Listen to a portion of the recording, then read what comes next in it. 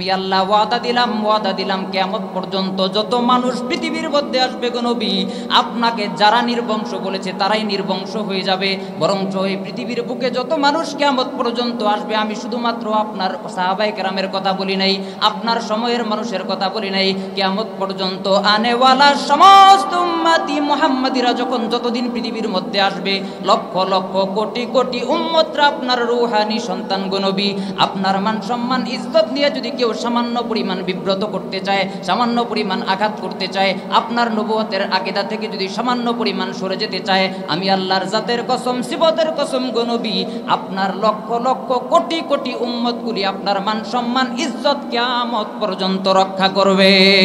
কথা বলেন ঠিক কিনা? রাসূল সাল্লাল্লাহু আলাইহি সাল্লামের জন্ম সম্পৃক্ত মাস চলছে। আমি আপনাদের সামনে ছোট্ট একটি আকীদা বিষয়ক আলোচনা করব। ইতিপূর্বে রাসূলের শান মান, রাসূলের মূলত স্বাভাবিকভাবে তিনটি বৈশিষ্ট্য আমাদের সামনে আসে আকীদার সাথে সম্পৃক্ত। এক নম্বর হচ্ছে আমাদের রাসূল ছিলেন বিশ্ব নবী, গোটা পৃথিবীর নবী ছিলেন, এটা রাসূলের একটা বিশেষ বৈশিষ্ট্য। দুই নম্বর আরেকটা বৈশিষ্ট্য আমাদের রাসূলের, তিনি হলেন শ্রেষ্ঠ নবী। সমস্ত নবীদের মাঝখানে আল্লাহ তাআলা ওনাকে শ্রেষ্ঠত্ব দিয়েছেন, সুবহানাল্লাহ পড়েন। রাসূলের আরেকটা বৈশিষ্ট্য, পিছনের দুইটা আলোচনা হয়েছে, আরেকটি বৈশিষ্ট্য আমার মনে হয় বাকি আছে, সেটা হচ্ছে আমাদের নবী ছিলেন আখেরি পয়গম্বর, সর্বশেষ নবী। আমাদের নবীর পরে আর কোনো নবী আছে? জোরে বলতে হবে, আছে?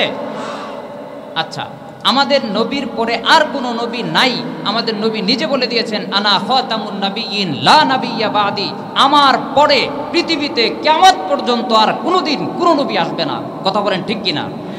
কিন্তু কিছু মানুষ অনেকে মনে করছে আল্লাহ নবীর পরে আরো নবী আছে, এটা অনেকে দাবি করে, অনেকে দাবিদার। আপনারা বলেন, আপনাদের কাছে শুনতে চাই, আমাদের নবী যেখানে হাদিসে স্পষ্ট বলেছেন আমার পরে আর কোনো নবী আসবে না, আপনাদের কাছে শুনতে চাই, বলুন আল্লাহর নবীর পরে আর কোনো নবী আছে? শুধু না নয়, বলেন নাউজুবিল্লাহ, আল্লাহর নবীর পরে আর কোনো নবী নাই। হ্যাঁ, অনেকে বলতে পারি হযরতে ঈসা আলাইহিস সালাম পৃথিবীতে আসবে। এখানে আপনাকে বুঝতে হবে, ঈসা আলাইহিস সালাম উনি নবুয়ত নিয়ে আসবেন না, উনার রেখে যাওয়া একটা জিনিস নিতে আসবেন।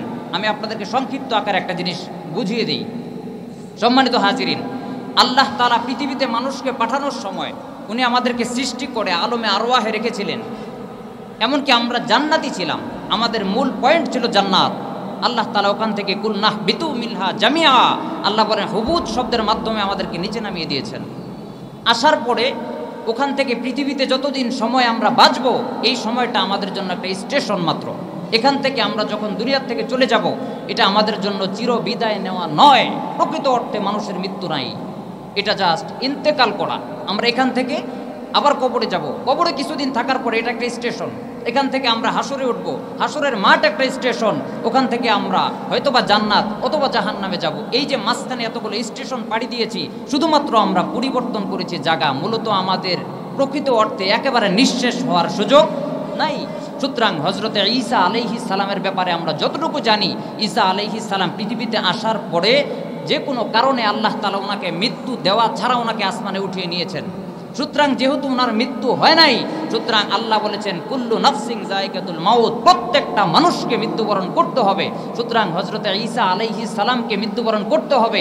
আর এই মৃত্যুবরণ করার জন্য আল্লাহ তাআলা ওনাকে পৃথিবীতে আবার পাঠাবেন, আমাদের উম্মতের কাতারে শ্রেষ্ঠ উম্মত হিসাবে দাঁড় করাবেন।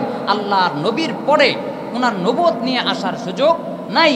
সুতরাং বুঝতে হবে, আপনার বাড়িতে যদি ডাক্তার আসে, ডাক্তার আসার পরে আপনার রোগ দেখার পরে, চিকিৎসা দেওয়ার পরে একটা থার্মোমিটার যদি ভুলে রেখে চলে যায়, সে যদি আবার আসে থার্মোমিটারটা নেওয়ার জন্য, বুঝে থাকলে বলুন উনি যে থার্মোমিটার নিতে আসছে, এটা কি উনার কাজে আসছে নাকি আবার চিকিৎসা দিতে আসছে? উনার কাজে আসছে। সুতরাং হযরতে ঈসা আলাইহিস সালাম পৃথিবীতে আসবেন উনার রেখে যাওয়া মৃত্যু নেওয়ার জন্য, উনি পৃথিবীতে আবার নবুয়ত প্রতিষ্ঠা করার জন্য না।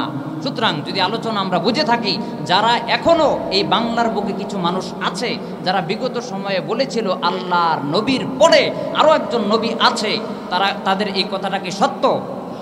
সুতরাং যারাই বলবে, ইনশাআল্লাহ বাংলার তাওহীদি মুসলিম জনতা যারাই রাসূলের মান সম্মান ইজ্জত মর্যাদায় আঘাত দিতে যাবে, আল্লাহর রাসূলের সম্মানে চুল পরিমাণ আঘাত করবে, বাংলার তাওহীদি মুসলিম জনতা তাদের হাত ভেঙে গুড়িয়ে দেবে ইনশাআল্লাহ। সুতরাং মনে রাখতে হবে, খবরদার, আল্লাহর নবীর পরে নবীর নবুয়তের ব্যাপারে আমাদের কোনো আপোষ নাই। আল্লাহ পাক নিজে ঘোষণা করেছেন আল্লাহ নবীর ব্যাপারে, ইন্না আ'তাইনাকাল কাউসার ফাসাল্লি লিরাব্বিকা ওয়ানহার ইন্না শানিআকা হুয়াল আবতার।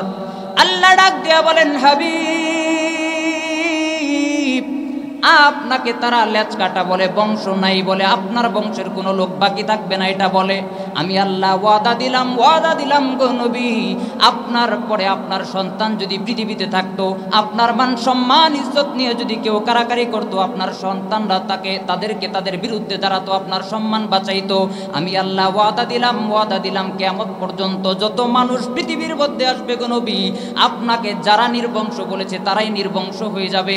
বরঞ্চ এই পৃথিবীর বুকে যত মানুষ কিয়ামত পর্যন্ত আসবে, আমি শুধুমাত্র আপনার সাহাবায়ে কেরামের কথা বলি নাই, আপনার সময়ের মানুষের কথা বলি নাই, কিয়ামত পর্যন্ত আনেওয়ালা সমস্ত উম্মতি মুহাম্মাদিরা যখন যতদিন পৃথিবীর মধ্যে আসবে, লক্ষ লক্ষ কোটি কোটি উম্মতরা আপনার রূহানি সন্তান গো নবী, আপনার মান সম্মান ইজ্জত নিয়ে যদি কেউ সামান্য পরিমাণ বিব্রত করতে চায়, সামান্য পরিমাণ আঘাত করতে চায়, আপনার নবুয়তের আকীদা থেকে যদি সামান্য পরিমাণ সরে যেতে চায়, আমি আল্লাহর জাতের কসম, সিফতের কসম গো নবী, আপনার লক্ষ লক্ষ কোটি কোটি উম্মতগুলি আপনার মান সম্মান ইজ্জত কিয়ামত পর্যন্ত রক্ষা করবে।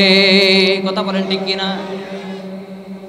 আমাকে একটু বুঝাইতে হবে, কে কে আল্লাহর নবীর সম্মান মান ইজ্জত রক্ষার জন্য প্রস্তুত আছে? তো হাত তুলে দেখাই। লিল্লাহি তাকবীর, নারায়ে তাকবীর।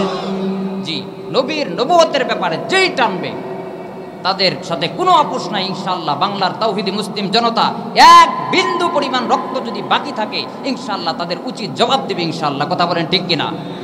তাহলে যারা আল্লাহর নবীর নবুয়তের ব্যাপারে বিরূপ মন্তব্য করে, নবীর নবুয়তের শেষ পর্যায়ে নিয়ে যারা টানা হেঁচড়া করে, তারা হচ্ছে কাফের। কথা বলেন ঠিক কিনা? সুতরাং আজকের থেকে আবার পিছনের স্লোগান, আজকের থেকে স্পষ্ট ভাষায় বাংলার জমিরে মানুষ আবার এই স্লোগান দিবে, যারা নবীর নবুয়তে বিশ্বাসী নয়, যারা নবীর নবুয়তের পরে আবার নবী আসবে বলে বিশ্বাস করে, মানে কথা বলে, তারা কাফের। আবার যারা তাদেরকে কাফের মানে না, তারাও কাফের। কথা বলেন ঠিক কিনা? আল্লাহ তাআলা আমাদের সকলকে, যতদিন আমরা বেঁচে থাকব, যতদিন আমাদের দেহে প্রাণ থাকবে, এক ফোঁটা বিন্দু পরিমাণ ঈমান যতদিন আমাদের বুকে অটুট থাকবে, ইনশাআল্লাহ আল্লাহর নবীর ইজ্জত, মান, সম্মান, আমাদের জীবনের প্রতিটি রক্তের ফোঁটার বিনিময়ে ইনশাআল্লাহ আমরা আল্লাহর নবীর ইজ্জত, সম্মান রক্ষা করব। কথা বলেন ঠিক কিনা? আল্লাহ তাআলা আমাদের সকলকে নবীর নবুয়ত রক্ষা করে শেষ সময় হাসরের ময়দানে আল্লাহর নবীর সুপারিশ গ্রহণ করার মতো তৌফিক দান করুন। সকলে পড়ি আমিন। ওয়া আখিরু দাওয়ানা আনিল হামদুলিল্লাহি রাব্বিল আলামিন।